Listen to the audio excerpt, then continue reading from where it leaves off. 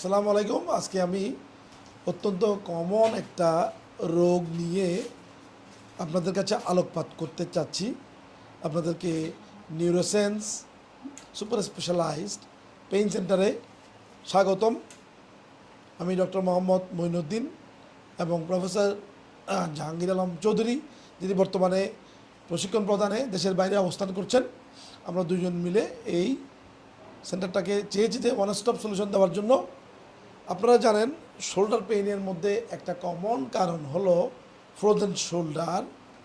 Diagnosis করা খুব সহজ, আমি বারবার বলছি এই রোগ সবাই ধরতে পারেন, কিন্তু management sometimes is very tough. অনেক ক্ষেত্রে ভালো হয়ে যায়, অনেকের ক্ষেত্রে এত ডিসেবিলিটি দেয় যে রোগীকে অনেক দিন ভুগতে হয়। তো এই ক্ষেত্রে আমাদের কি করণীয় আছে, আমি স্টেপ বাই স্টেপ বলছি। তার আগে আমি রোগীর থেকে একটু শুনবো ওনার কষ্টটা কি।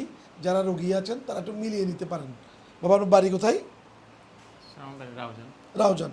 আপনার কষ্টটা প্রথম থেকে কি বলবেন, কি কি কষ্ট? হ্যাঁ, এখানে কি ব্যথা? হ্যাঁ বলেন, প্রথম থেকে বলেন, তারপর কীরকম? ফ্র্যাকচারও ছিল একটা, না? তাহলে আপনার একটা ফ্র্যাকচার ছিল, কতদিন আগে ফ্র্যাকচারটা হয়েছে?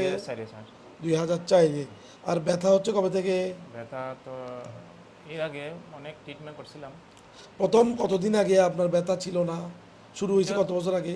এটা এক বছর। 1 বছর ধরে এটা ব্যথা। আচ্ছা, এই আপনার কি ডায়াবেটিস আছে? ডায়াবেটিস স্যার এখন নরমাল ডায়াবেটিস এমনি আছে, ডায়াবেটিস আছে, না?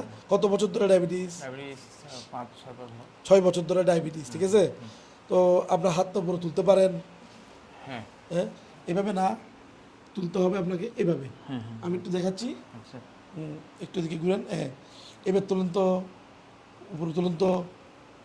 দেখুন, মনে হয় হাতটা তুলতে পারেন, কিন্তু আসলে কিন্তু উনি তুলতে রেস্ট্রিকশন আছে। যখন আমরা ওনার এখানে একটা স্ক্যাপুলার ব্লেড আছে, এখানে একটা জয়েন্ট, এখানে একটা ব্লেড। যখন হাত তোলেন এই জয়েন্টটা কিন্তু ফিক্সড হয়ে গেছে, কিন্তু এই এই ব্লেডের কারণে হাতটা একটু তুলতে পারছে। কিন্তু যখন আমি এই ব্লেডটাকে ফিক্স করে দিচ্ছি, এবার তোলেন তো, আর বেশি উঠছে না, দেখছেন? কিন্তু এই হাতটা তুলেন তো, ভালো হাতটা তুলেন তো। এটা দেখুন উঠে গেছে, কিন্তু ফিক্স করার পরও উঠে যাচ্ছে। তো ওনার এই জয়েন্টটা রেস্ট্রিক্টেড, জ্যাম হয়ে গেছে। ক্যাপসুলটা আমরা যদি নিজে তুলতে চাই তা ওনার ব্যথা লাগবে, দেখুন। হ্যাঁ, ব্যথা লাগবে। উনি আমরা তুলতে পারছেন, ওনার ফ্রোজেন শোল্ডারের স্টেজ এখনও ফুল স্টেজে যায়নি। যদি আমি পিছনে হাতটা নিতে দিই, আসবে পিছনে হাতটা, একটু এদিকে নিয়েছেন ক্যামেরাটা, দেখুন একটু। হ্যাঁ, দেখুন এই হাতটা দিয়ে, ভালো হাতটা দিয়ে আমার আঙ্গুলটা ধরেন। জি, এটা দিয়ে ধরেন, আমার আঙ্গুলটা ধরেন, ধরেন। ওকে, আরও আর পারবেন? এতটুক পেরেছেন, উনি এতটুক পেরেছে। এবার এই হাত দিয়ে ধরেন তো, উনি পারছেন না। তার মানে ওনার জয়েন্টে রেস্ট্রিকশন আছে। তো এগুলো টেস্ট দিয়ে আমরা বুঝতে পারি যে ওনার ফ্রোজেন শোল্ডারটা আছে। এখন আমাদের দায়িত্ব হবে যে এটা ফ্রোজেন শোল্ডার ক্লিনিক্যালি আমরা বুঝতে পারছি, কিন্তু অনেক সময় সেকেন্ডারি ফ্রোজেন শোল্ডার হয়। যেমন এখানে একটা ফ্র্যাকচার থেকে এটা তৈরি হইতে পারে, একটা টেন্ডন ইঞ্জুরি থেকে তৈরি হইতে পারে, একটা ক্যালসিফিকেশন থেকে তৈরি হইতে পারে ফ্রোজেন শোল্ডারটা। ওই সমস্ত কারণ ওনার ভিতরে আছে কিনা, অথবা ফ্রোজেন শোল্ডারের সাথে অ্যাসোসিয়েটেড টেন্ডিনাইটিস আছে কিনা, বার্সাইটিস আছে কিনা, কালেকশন আছে কিনা, ক্যালসিফিকেশন আছে কিনা, ওটা দেখার জন্য এই দুটো উদ্দেশ্যে আমরা আলট্রাসোনোগ্রাফি করতে পারি।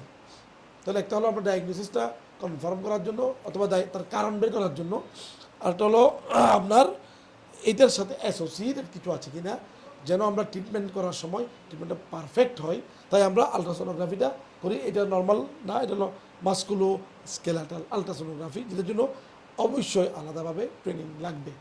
নর্মাল সোনোলজিস্টরা এটাতে পারেন না, এটার জন্য আলাদা ট্রেনিং যারা করেছেন, খুব কম হাতে গোনা তারা এই আলট্রাসোনোগ্রাফিটা করতে পারেন। তাহলে আমরা দেখলাম ফ্রোজেন শোল্ডার আমরা কীভাবে মোটামুটি ক্লিনিক্যালি অ্যাপ্রোচ করি। এরপর আমরা কিছু ইনভেস্টিগেশনও করি, আর আমরা আলট্রাসোনোগ্রাফি পরের ধাপে আমরা দেখব যে কীভাবে আমরা আলট্রাসোনোগ্রাফি করি এবং ওনার ফাইন্ডিংগুলো আমরা বের করি। ধন্যবাদ।